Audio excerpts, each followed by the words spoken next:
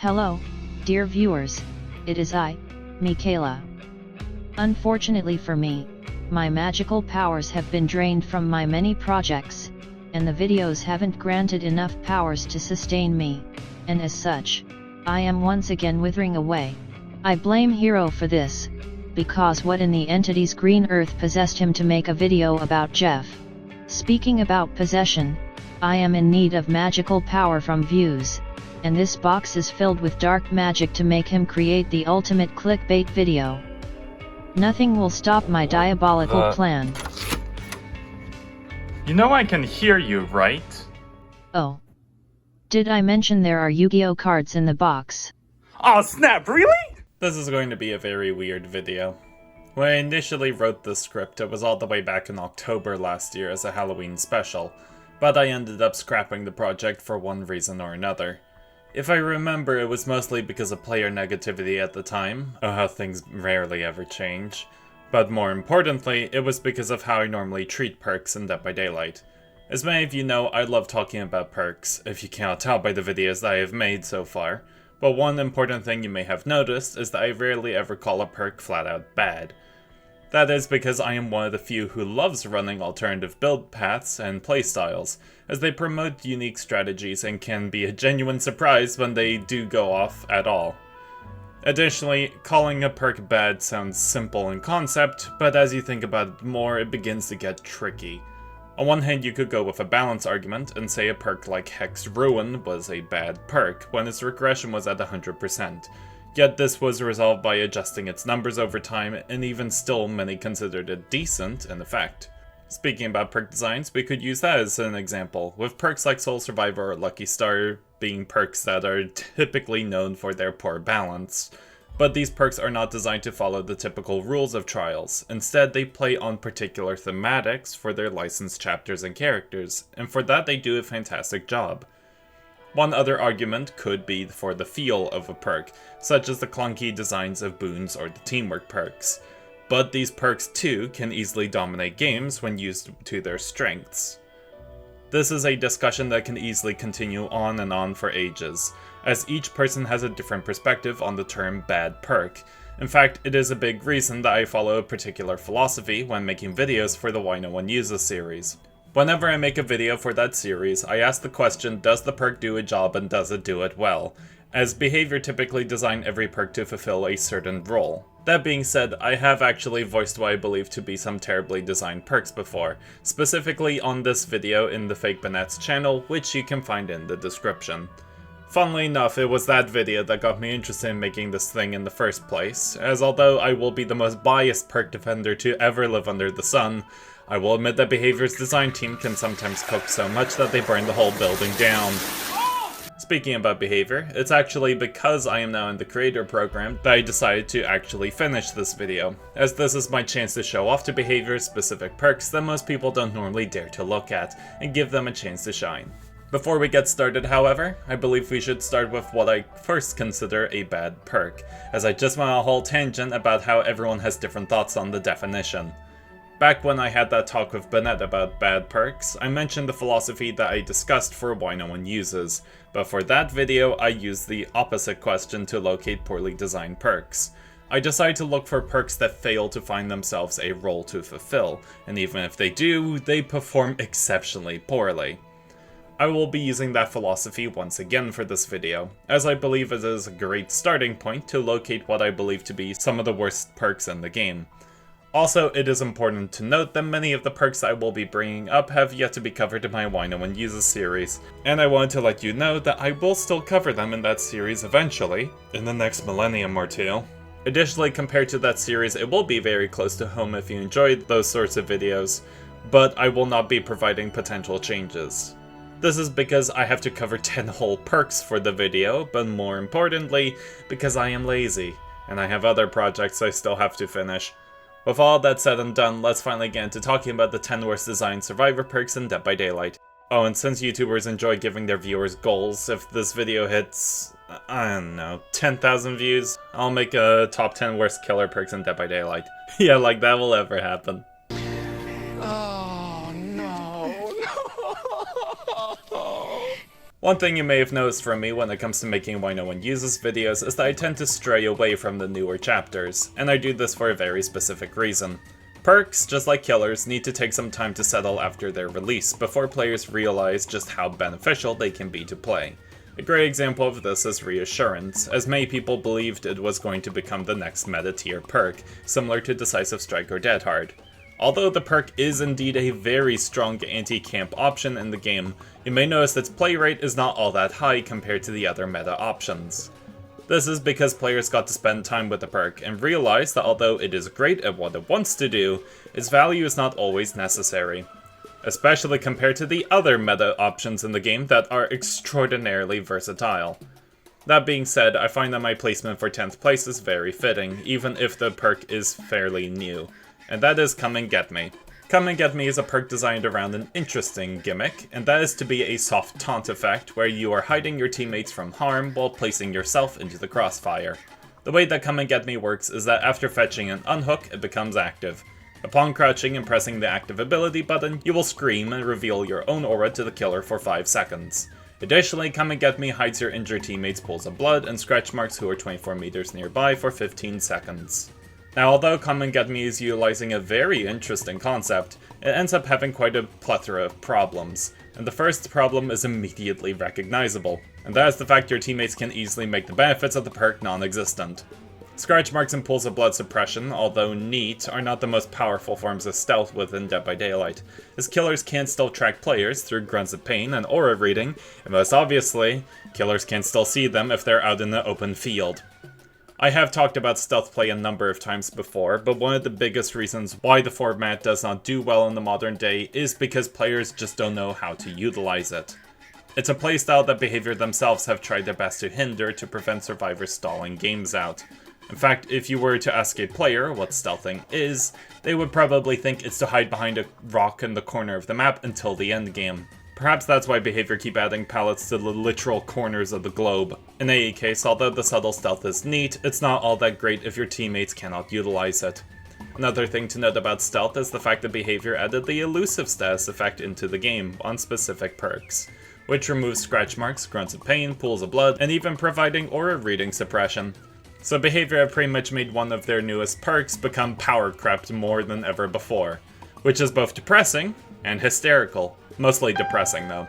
Another problem with Come and Get Me is the fact that you need a lot of things to go your way for the perk to fetch value, and that is excluding your own teammates capitalizing on the stealth element. You need to fetch an unhook to activate the perk, you need your teammates to be in range for the stealth element to activate, but most importantly, you need to be capable of handling when the killer does fall for the taunt.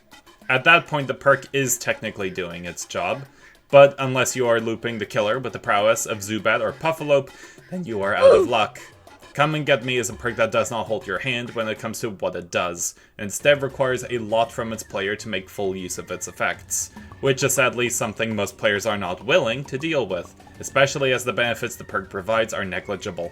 This is especially the case when comparing Come and Get Me to other perks that follow with its identity of keeping your teammates safe through using yourself as a target, as Babysitter has been doing Come and Get Me's job for over 5 years now.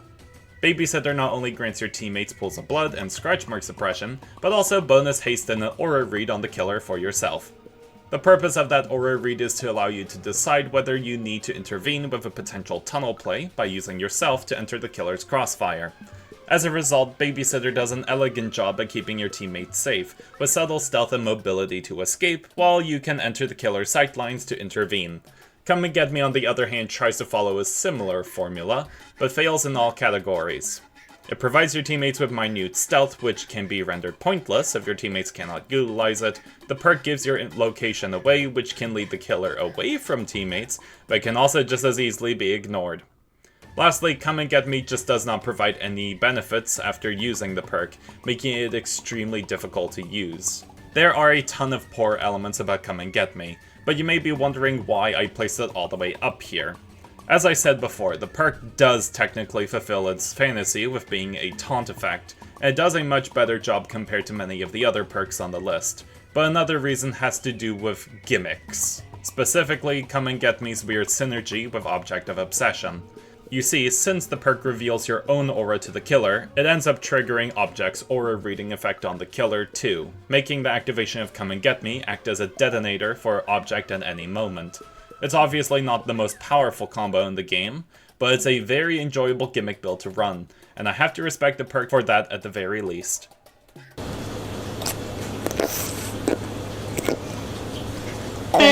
Moving on to the perk for 9th place, you may notice that I already made a video talking about this perk a long time ago, and funnily enough, Behavior ended up buffing the perk to help with one of its biggest problems. But even still, I cannot help but place it here. Red Herring's effect is fairly simple. After working on a generator for 1 second, it becomes highlighted. While a generator is highlighted, if you enter a locker, a loud noise notification is played on the highlighted generator, and Red Herring goes on a 15-second cooldown. The highlight from Red Herring is removed if you work on a new generator, if Red Herring goes on cooldown, or if the generator is completed. Compared to when I made the bizarre case of Zarina's perks, Red Herring has definitely received a glow up. Its numbers are much faster to draw, and as a result, it allows the perk to feel much nicer to execute, which was one of the big flaws I found Red Herring to have. So Behavior helping to reduce that pain point is really nice. That being said though, that was not the only problem with Red Herring, and its other faults is why I am placing it in 9th place. Along with the clunky activation I talked about in that video long ago, another issue I found Red Herring to have was the fact that it struggles to find itself varied forms of entertainment. One of the biggest reasons why players love deception-focused perks, like Diversion, or Pebble as people call it, and Deception, is the fact that you can make a plethora of build paths to elevate its goofy antics. Pebble in particular is a very flexible perk purely for the fact that it can be run by itself, while Deception can be run alone or used as a fun tech choice for locker builds. Additionally, these are perks where you can see the goofy antics paying off, such as when the killer checks a locker or goes towards the Pebble location. As a result, it makes these perks feel great to use, as when that funny moment happens, you cannot help but laugh and smile about it. Red Herring does not have that same luxury, as unlike the other perks, you will rarely find the killer ever going towards the Red Herring generator. Additionally, the flexibility of Red Herring is extremely stiff. This is because if you want to actually see if Red Herring did anything, you're going to want to pair it with Wiretap and Blast Mine, which are great perks by themselves, but Red Herring ends up feeling like that weird third-wheeled car that seemed to follow Mr. Bean around. This is because although Red Herring can lead the killer to the trap generator, it does not mean they will always want to go towards it, which is a similar issue I mentioned with Come and Get Me and why that perk struggles to do well. Lastly, Red Herring has the potential to massively troll your teammates. If the killer does finally decide to go towards your Red Herring generator and a survivor happens to be there, they will think it was that survivor who missed and you have sent a teammate to their death. This results in a lose-lose situation, because now your perk helped the killer, and your perk did not have the funny outcome you wanted. Although I do believe the killer will have a slight chuckle about it. Very much not your teammate though. That being said, the big reason why the perk is placed here and not any lower is due to the perk's identity. It's a deception perk. It's not meant to follow the typical rules of balance that most other perks normally follow. Instead, its core focus is on how can we make the survivor's gameplay as goofy as humanly possible. Sadly, Red Herring does not have as much of an impact as the other deception-focused perks, but it is definitely better compared to days long ago, and that is worth noting.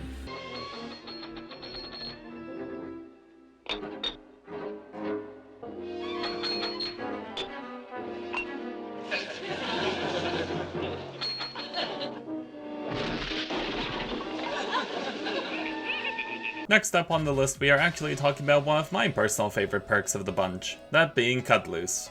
Its effect activates upon rush vaulting and chase, causing a 6-second timer to play. If you were to rush vault while the timer is active, the sound of the vault is suppressed and the timer is reset. The perk then goes on a 45-second cooldown once that timer ends. I talked about this perk a long time ago when covering Hinata and Thalita's perks for why no one uses, and the problems I mentioned there are pretty much the same as before. The timer for Cut Loose is an extremely tight window, making the perk easily fall apart if you don't have any resources to play around with. Additionally, the two forms of play of Cut Loose, with either chaining tiles or double vaulting a window, end up falling apart if the distance is too far for the 6-second timer, or if the killer predicts your mind game. Lastly, that cooldown is just absolutely painful to deal with. especially when considering the tight window to reset Cut Loose's timer, or when considering what tiles you have remaining to utilize Cut Loose. Similar to the other perks on the list, Cut Loose does a pretty poor job at what it's trying to go for, but unlike the other perks, it is more so its balance that is causing the big problems. Don't get me wrong, there are other elements at play that weaken the power of Cut Loose, but its tight window to execute combined with the lengthy cooldown just make the perk feel far worse compared to if the numbers were more reasonable. Additionally, its design is reminiscent of Red Herring and other deception-focused perks, as it is playing on the idea of bamboozling the killer, specifically in Chase, and as a result, it can have its funny moments. To this day, I will still remember fooling a nurse on Ormond with Cut Loose, and it is the one play that I will remember until the end of time. And compared to the other perks, Cut Loose just feels more entertaining when it does work. Move over, God! Prepare for rebirth! Oh, wrong switch. In many of my videos, you may hear me use the term New Player Syndrome, and it's a rather interesting term that I created that perfectly describes the perk that I placed in 7th place. New Player Syndrome pretty much means that Behavior have focused on making a perk for the new player audience, but they have fixated on that point so much that the perk can only be used in a new player space, and nowhere else. Technician is the best example of a New Player Syndrome perk, as its ability causes misgenerator skill checks to be suppressed, but an additional 3% progress is removed. Additionally, gen repair sound effects from you are reduced by 8 meters. I think many of you can see immediately now what I mean by New Player Syndrome with Technician, because this perk does absolutely nothing for most players. Granted, the suppression of missed skill checks are great for new players who need to get used to the skill check speeds, but once they learn how to land skill checks, there is nothing left for them with Technician. If players are capable of landing skill checks, then the one sticking point of Technician falls apart, because no sane person is purposely missing skill checks to hear Technician activate. Notice how I use the word sane person here. The next problem with Technician is that noise repair element, because all things considered, it is a rather cute idea. I do think it's a nice safety net for new players who worry about the killer running towards them while they are repairing, and it makes it more tricky for the killer to spot a player on a generator purely through sound. That being said, most killers won't even notice the repair noise difference, as the moment they spot a generator at about 80%, they will most likely kick it to another realm. Additionally, there are a variety of ways for the killer to now regress generators from a distance that they don't even need to go up to the gen to kick it, making the benefit of the noise reduction reduce somewhat. It can still be useful every once in a blue moon, but it's not going to be carrying your games like other perks. Lastly, Technician now has some competition when it comes to new player friendly perks, as Behavior have gone towards making perks accessible for almost any level of play. The best example of this is Windows of Opportunity, teaching new players how tiles spawn, but more importantly, what tiles remain. It's a perk that is an absolute blessing for new players, but veterans can utilize it too, either to learn new map spawns or simply to know what tiles are remaining. Another perk is weirdly Corrective Action, as Behavior reworked the perk to now be a much better choice for the new player experience. It now corrects skill checks from missed to good on a global level, making it help to reduce the frustrating elements for newer players, while also rewarding the user of the perk for landing a great skill check with an added token. Technician in comparison feels like a much lazier teaching perk, as it simply covers the mistake up and does not reward the player for playing well. Realistically, Technician is not the greatest perk, but I am placing it here because it does still do a pretty fine job at reducing the worries of missed skill checks for newer players. It's a perk that is completely rooted in a different era of Dead by Daylight, a monolithically slower era, but it still does help to reduce the worries new players have, and that is an important note to make. Oh, I'm singing a summer day song, while my little friend chirps along. Ha, ha, ha, ha, ha, ha,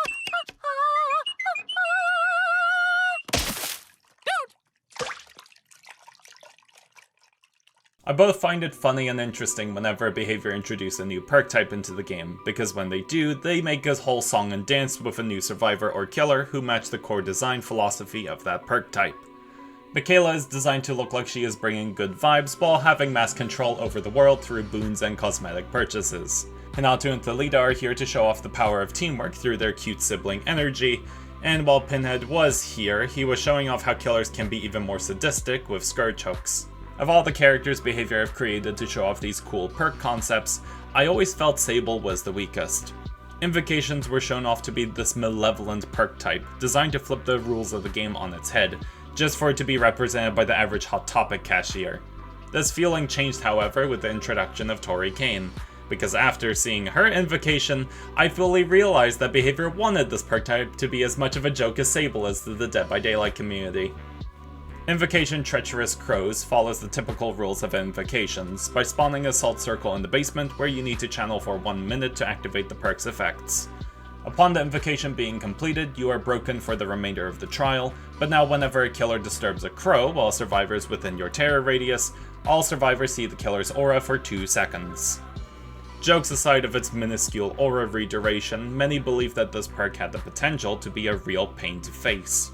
That is because having a free aura read on the killer's location is very solid value, especially considering the fact they just have to scare a crow.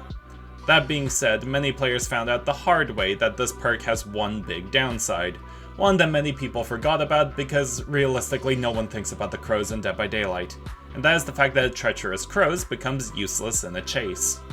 That is because when the perk is in play and when the survivor is being chased by the killer, it is normally the survivor who scares the crows first, meaning that the aura read of Treacherous Crows is denied. Whoopsie daisy, seems behavior forgot about that funny feature. In addition to this, Treacherous Crows can also be disrupted very easily on the killer side. If by some miracle Treacherous Crows ever becomes a popular perk, Undetectable and Blindness are status effects that exist, and they help to disrupt the aura reading effects. Additionally, the value of its aura read is dependent on the size of the terror radius, meaning that you realistically only fetch most of the value against hypermobile killers, who can be within your reach in half the time Treacherous Crows activates. All of this while also relying on the fact that the killer has to disturb a crow, which can be difficult depending on placement, along with a minuscule aura read duration, but I can at least understand why behavior did this, as they were afraid of going crazy with the aura reading numbers. The last issue with Treacherous Crows is the fact that it's an invocation perk, meaning that if you want to use Treacherous Crows, you must be willing to break in your kneecaps and play the remainder of the trial injured. Alakablam! This is a massive penalty that I understand why it exists with this sort of perk, as being allowed to alter the rules of the game like this requires a major restriction. That being said, the value that Treacherous Crows provides is just so minute, especially compared to Weaving Spiders where it at least can disrupt a 3-gem potential. Now, with all of these faults being said, there are still some good points to mention about Treacherous Crows. Having an aura read on the killer is still a very powerful tool, especially when the killer does not expect it, and there does at least exist some tools to help boost the power of Treacherous Crows. Eyes of Belmont helps you with extending the aura read, meanwhile Calm Spirit helps you to prevent disturbing crows, allowing you to now fetch value from Treacherous Crows mid-chase. It is why I placed it here and not lower, because you can at least run other perks to help reduce the negatives of the perk. But the real question you should be asking is if you're willing to deal with a shotgun blow to the knee if you decide to run the perk.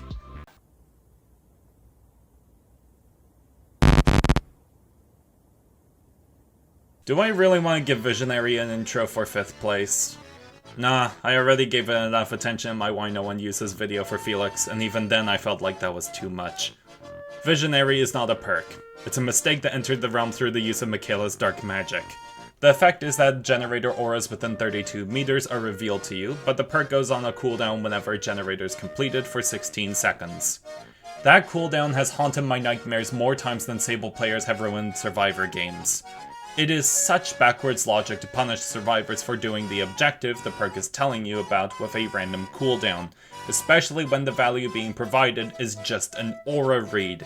I can understand there being a cooldown if the perk did anything else, but it just feels unnecessary, especially for a new player perspective, because now they are working in the dark for a short period of time if they forgot what object permanence is. Additionally, Deja Vu is a thing. It's permanent information, it helps disrupt 3 gens with a repair bonus element, and unlike Visionary, Deja Vu is completely free for anyone to fetch without whipping out the wallet. As for why it's placed all the way up here, it's because it does at least tell survivors where generator locations are, and aura reading is aura reading. Get this mistake off of my screen, I'm going to get hives from seeing such an eyesore. We're gonna straighten you out! This'll fix you! Now let's get that one! Barnacles, did you see that? Yeah, that guy had no front license plate, let's get him! Healing in Dead by Daylight has always been an important element for balance for the game, as it is the best way to provide a safety net for the survivor players, while also promoting altruistic play, which I believe to be very important. As a result, the idea of the perk that is placed here comes from a genuinely honest mindset, but unfortunately has a very foul execution.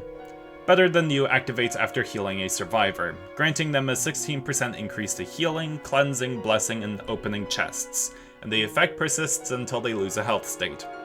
In theory, Better Than You is a cute concept. You heal a teammate and they gain a stat boost to help others throughout the trial. In execution, the perk is just plain pathetic. The first problem should be immediate to anyone who likes looking at numbers, and that is the stats provided by Better Than You are incredibly small. This is an intentional act from behavior, as the stats you can provide to teammates is through the simple act of healing. It's a similar logic to friendly competition, where it provides teammates who repair generators with you a 5% repair boost after completing it. Additionally, unlike friendly competition, the duration can vary. As long as they don't take damage, they maintain the stat boost. This can result in some very funny situations, where your teammates maintain the stat boost for the entire trial, or they lose it almost instantly. But it all depends on the killer and how well the survivor can avoid damage. Another problem to note with Better Than You is the stats that is being manipulated, as they are extremely specific, which makes the perk even more frustrating. Cleansing and blessing bonuses may sound beneficial, but this is only if you have teammates who are utilizing boons or a killer utilizing hexes. If neither party are utilizing these playstyles, then the stat becomes pointless unless the teammates are farming BP, or have inner strength.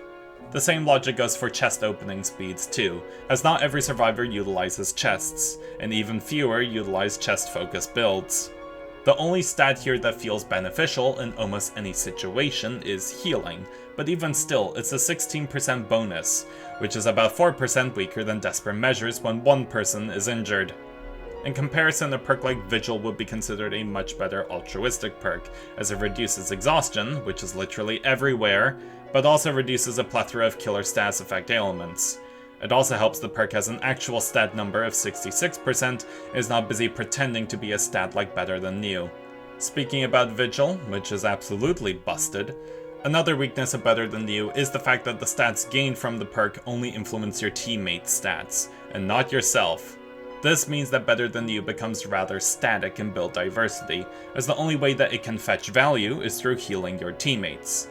If you wanted to run chest-focused builds or boon builds, well, you are out of luck unless you have a teammate who also decides to run Better Than You and you both apply it to each other.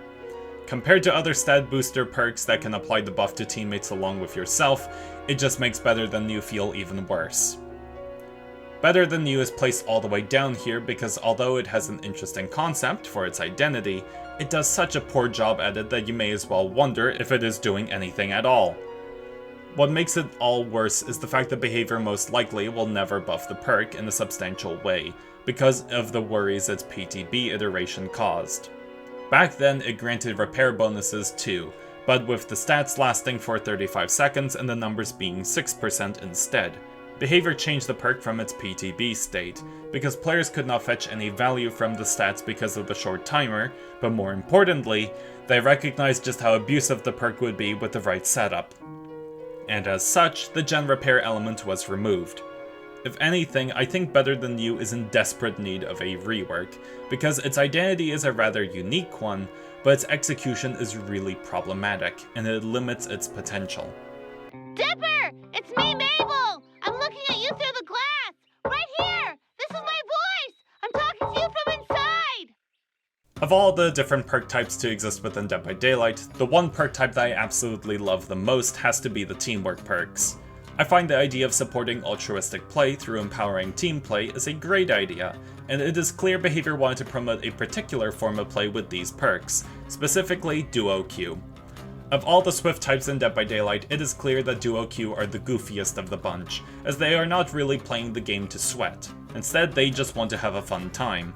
It is why they have the lowest escape rates compared to Solo or the rest of Swift groups, because they are more willing to try funny stuff out, and teamwork perks play on that idea perfectly.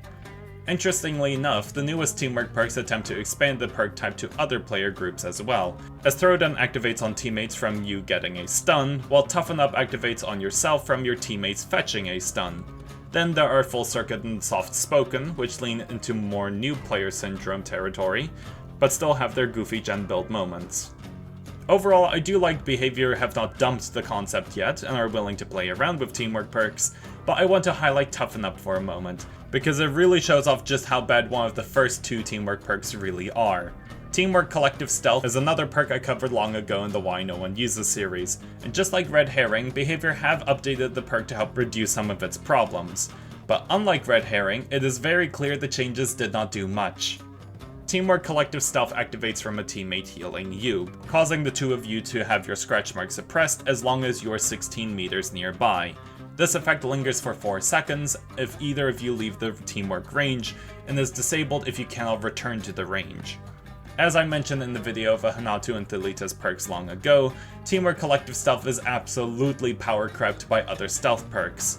Excluding the all-powerful Lucky Break, there exists perks like Boon Shadow Step, which affect the whole team in a boon range with aura reading and scratch mark denial, Ghost Notes, which reduces scratch mark duration and provides a reduction to exhaustion, and even Teamwork Toughen Up does a much better job at executing stealth play. When I first saw this perk and read its effect, I found it absolutely hysterical how Behavior managed to power creep one of the first two teamwork perks even further, with a new teamwork perk. Though to be fair, it isn't really that hard to power creep Collective Stealth. Additionally, Teamwork Collective Stealth is a perk that is unfortunately very clunky to utilize, even after its buffs. Although Behavior removed the 140-second cooldown and added a linger effect, which is wonderful, Collective Stealth has the issue of the fact that it needs you to be healed by a teammate. This can result in the perk crumbling when in a group heal, as you do not know which of the two survivors are the Collective Stealth target. Additionally, healing is a big annoyance, especially if you are against a killer who prevents healing, or makes the active healing unnecessary. As a result, Collective Stealth falls apart much easier compared to other stealth perks that can at least function to some degree. Lastly, and I know this is a boring answer to give, but it is a very important point to note, and that is the fact that Collective Stealth is just boring. Hiding scratch marks is funny every once in a while, especially when you have a dedicated build for it, but for the most part it's a very plain perk. Compared to something like the haste builds of Blood Pact and Power of 2, or even the new endurance builds with Throwdown, Collective Stealth provides a very plain playstyle, which is something that most Duo Q players are not very interested in. I'm sure there are some people out there that enjoy gimmicky stealth builds, but there are much better options in comparison to this.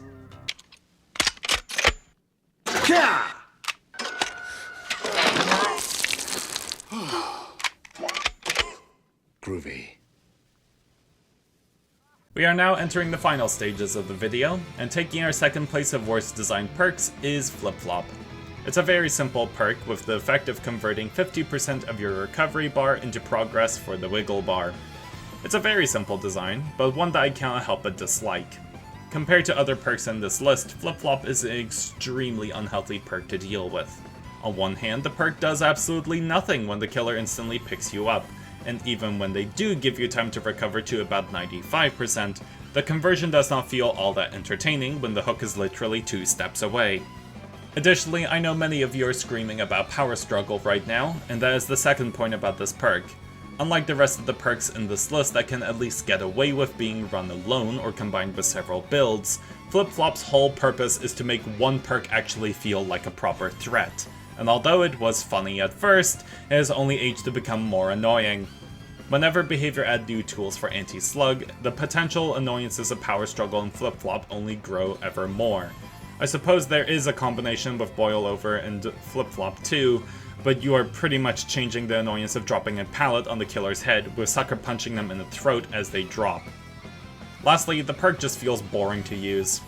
I know many find the combo of Flip Flop and Power Struggle to be entertaining, but that is purely because of Power Struggle itself. Flip-flop is just here to make the other perk function, and when you run flip-flop alone, it just feels absolutely pointless.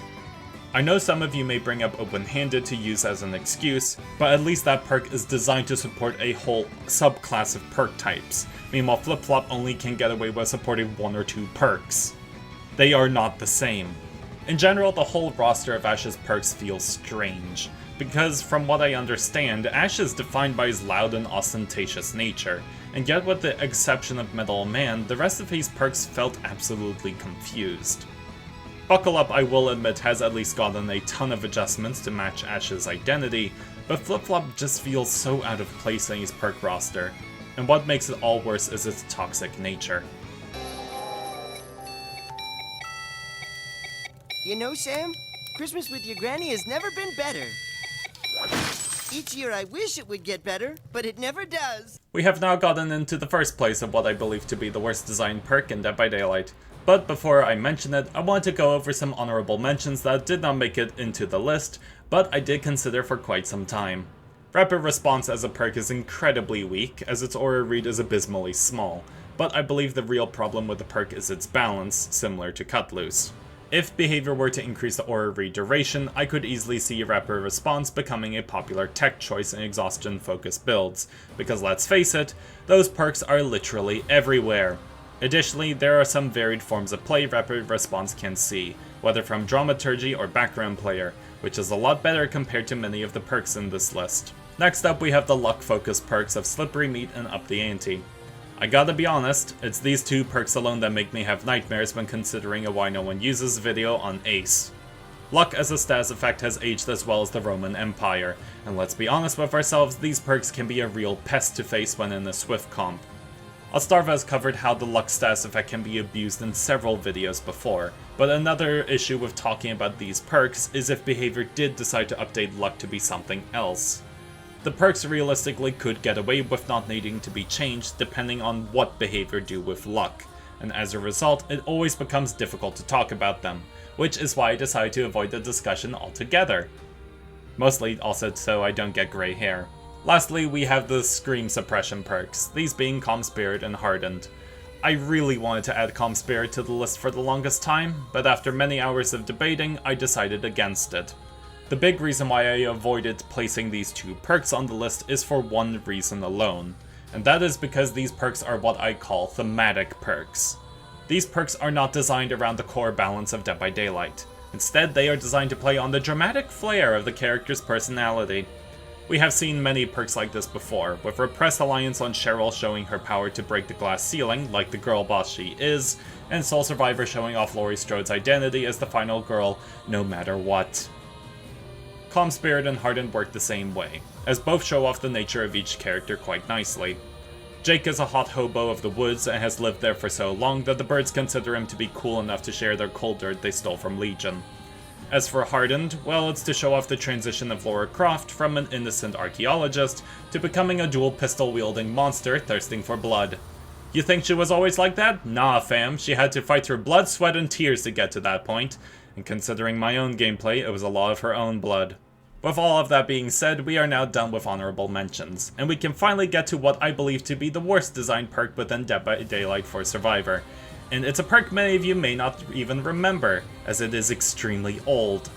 This Is Not Happening is a universal perk that activates while you are injured, increasing your great skill check zone by 30% while healing or repairing. Remember what I said at the start of the video about how I review perks, specifically how I ask does the perk have a job and does it do it well.